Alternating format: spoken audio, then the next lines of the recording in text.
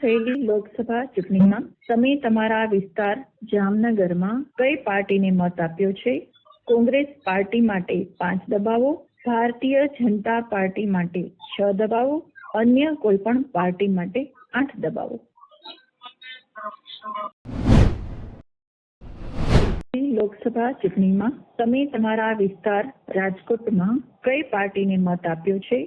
Congress party માટે 5 દબાવો, Bharatiya Janata party માટે 6 દબાવો, અન્ય કોઈ પણ પાર્ટી માટે. જય માતાજી.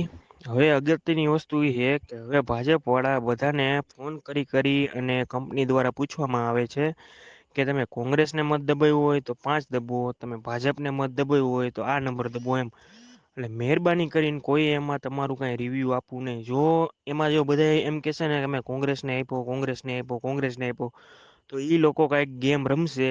એટલે મહેરબાની કરીને તમને કોઈને ફોન આવે ને, જો મારામાં આવ્યો, બીજા મારા 2-4 ફ્રેન્ડમાં આવ્યો છે, એટલે તમને બધાને ફોન આવે, ધીમે ધીમે આવશે. એ લોકો ચેક કરવા માંગે કે આ બધા મત કોને આપ્યો એમ.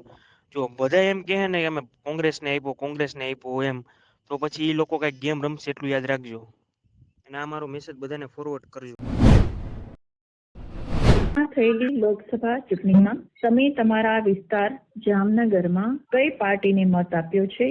કોંગ્રેસ પાર્ટી માટે 5 દબાવો, ભારતીય જનતા પાર્ટી માટે 6 દબાવો, અન્ય કોઈ પણ પાર્ટી માટે 8 દબાવો.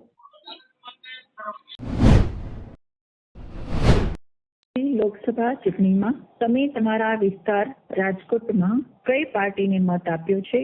કોંગ્રેસ પાર્ટી માટે 5 દબાવો, ભારતીય જનતા પાર્ટી માટે 6 દબાવો, અન્ય કોઈ પણ પાર્ટી માટે. જય માતાજી.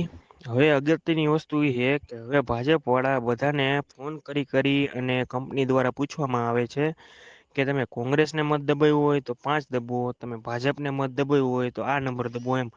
એટલે મહેરબાની કરીને કોઈ એમાં તમારું કાંઈ રિવ્યૂ આપવું નહીં. જો એમાં જો બધા એમ કહેશે ને કે અમે કોંગ્રેસને આપ્યો તો એ લોકો કાંઈક ગેમ રમશે.